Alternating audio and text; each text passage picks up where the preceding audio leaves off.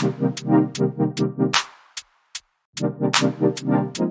going on, everybody, and welcome to the Other Side of the Firewall podcast, where we talk about the latest and greatest in cybersecurity news, as well as we highlight those movers and shakers and glass ceiling breakers, those people of color who've made it to the other side of the proverbial firewall. My name is Ryan Williams, and as always, I'm joined by Shannon Tynes. What's up? What's up? What's going on? So, Happy New Year if you're listening to this in the correct order, I guess. Typically, we skip the holidays, so this is a special treat, right? We were on for Christmas, now we're on for New Year's. So, definitely continue to tune in. Monday, Tuesday are topics, Wednesday, discussion. Thursdays will be a throwback where we go back into the archive. We have over 516 episodes, and then Fridays, everything else movies, books, games, all that good stuff. So, without further ado, I'll give it to Shannon. All right, everybody. So this article actually comes from insurancejournal.com, and it's written by Jeff Stone and Ryan Gallagher. The title of this one is U.S. seizes BlackCat ransomware site offering decryption tools. So we've seen this before, right, where the U.S. starts going after these ransomware gangs, and they got another one, right? So the Justice Department sees websites belonging to the Russian-speaking ransomware group that have got millions of dollars like over the years, right? So it's BlackCat, right? ALPHV, Noborus, right? We've talked about them before. They're very popular, right? They're very good at what they do, even, right? I hate to say that. I hate to give them the credit, but the U.S. Justice Department, they were like, all right, enough of this, right? So so their website themselves actually broadcast a message saying that U.S. officials are taking control of the page, right? So the FBI, what they ended up doing was they developed a decryption tool, right, that enabled U.S. and international law enforcement agencies to help more than 500 victims restore their computer systems, according to the Justice Department, right? So these people that they were terrorizing, asking for money, to get their information back. The Department of Justice was like, nah, we got you. You know what I mean? So they came out with a decryption tool, gave it out to them for free. You know what I mean? And then said, hey, go ahead and get your stuff back. You know what I mean? Or gain visibility back to your stuff, right? Because here's the thing. There's no telling what the gang has done with the information that they had, right? Like they had it for who knows how long in some of these instances, right? It doesn't necessarily say how long they had or who was attacked and how long they had the information, but they could still have that information. They could still make it available out there, right? What they did here, what the Justice Department did here was just provided the decryption tool to the companies that were targeted, right? So they're able to get back in business and do what they need to without paying anything, but this group still has it, right? But the big takeaway from this is that these groups should be scared now, right? So like we've talked about this before about the Justice Department doing things like this and them getting serious about what's going on because they are being targeted, right? A lot of these U.S. departments, even the three letters, right? Your CIAs, FBI, stuff like that, have been targeted in the past, right? So they're I don't want to say they're going on the offensive because we have seen them go on the offensive. We reported it before where they're going on the offensive and they're being multinational with some of the stuff that they're doing, right? But this is a win, right? So like this is a win for these companies that are being targeted by these ransomware groups. But my hope is that they don't get complacent, right?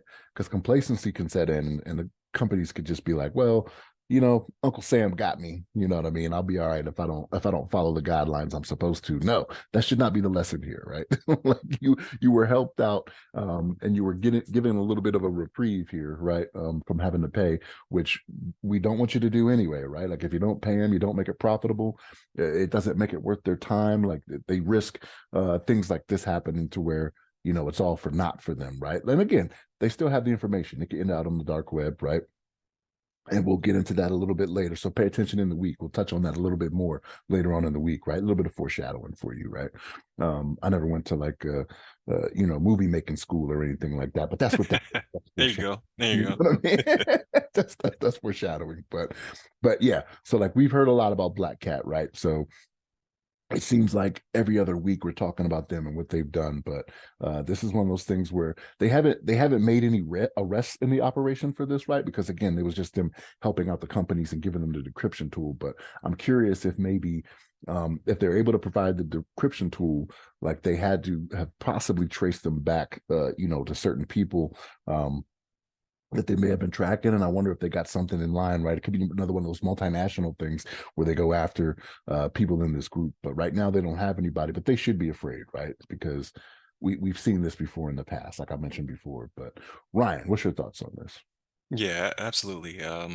And we talked about this, I believe last week, if not the week before, where they put themselves on the radar. They're filing set complaints against the victims, right? Like they're doing a lot to draw attention. So it's only a matter of time. So it's very similar to what happened to Revel. So remember, Revel was either at the beginning of this year or the end of last year, 2022, where the same thing, Department of Justice came in. Grabbed the website and provided the tools to the victims. So there's a pattern here, right? Like it seems to be every 6 months to a year, Department of Justice is stepping in and cracking down and shutting these people down. So I would not be surprised if early next year we bring up ALPHV again, and then we talk about extradition and going to courts, and we discussed it probably 2 or 3 months ago, where it's going to become international law, right? You're going to go to a international tribunal for your hacking crimes now, which is pretty crazy, right? That's like being charged with a war crime. So it's getting pretty serious for hackers. So I don't know if the juice is quite worth the squeeze. Like, yeah, they are still making pretty good money over there on the red side, right? However, you'll see more and more of this happening where um the US is stepping in, you're having those coalitions step in, and then you're going to start to see people start to have prison time. So I don't know. I would probably get out the game if I were them. But again, like maybe the juice is worth the squeeze, right? Like if you can't do the if you can't do the time, don't do the crime. Like maybe they're just like, hey, it's worth it. It's worth the gamble. So. I don't know. Like with between the regulations saying that you can't pay, especially on the European side, like they're not playing around. Like you will not be able to pay a ransom. And then the US side is starting to kind of formulate those strategies to do the same, right, without stepping on companies' freedoms. But there has to be some give and take in that regard. It's becoming less and less profitable, at least from our vantage point, for hackers to be uh, to to do this. Like it, again, it's different if you're doing it without asking for a ransom, like you're just kind of activist or whatever. Still super dangerous. But if you're asking for money, then you're definitely on somebody's radar. So. I don't know.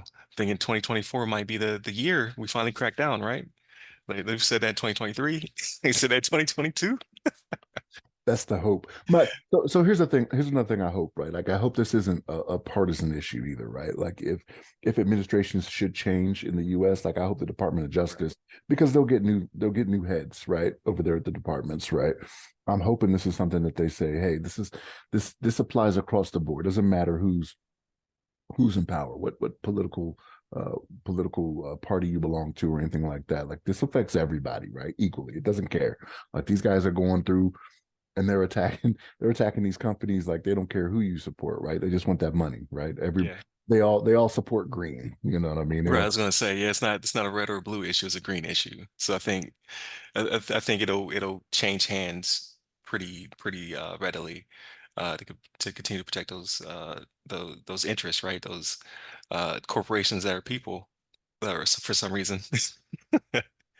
I think it'll continue to pass through the administrations. But yeah, like you said, there are setbacks though when you do go from changing uh, political figures. Sometimes you do take a step back. But hopefully, the infrastructure's been put in place, right? Like you have all of the stuff that came from the Obama administration to the Trump administration to now the Biden administration seems to really finally be putting it into stone that whomever takes over, whether it be another um, Republican or Democrat or whatever, that this continues to progress because we are actually making some traction. So like to see it keep going, and then obviously start to fill those seats because we always talk about there's so many vacancies, right? We just need more and more people in this sector. So hopefully that continues to grow as well. Um, Hell, we'll take some of the bad guys now because you need jobs.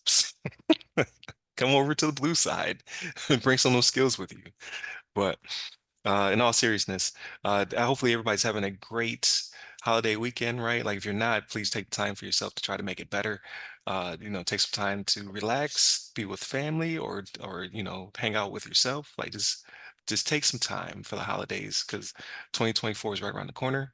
Hit us up For all of our episodes, Monday, Tuesday are topics, Wednesday discussion, Thursdays will be a throwback this week, but sometimes we have interviews, which are coming up in January. And then Friday, everything else, movies, books, games, all that good stuff. We'll talk about Christmas. So definitely tune into all the websites that go by our name. You can hit me up personally. I'm at RyRy Security Guy. That's RYRY Security Guy. You can find me on LinkedIn, Clubhouse, Twitter, and Threads. Stay safe, stay secure.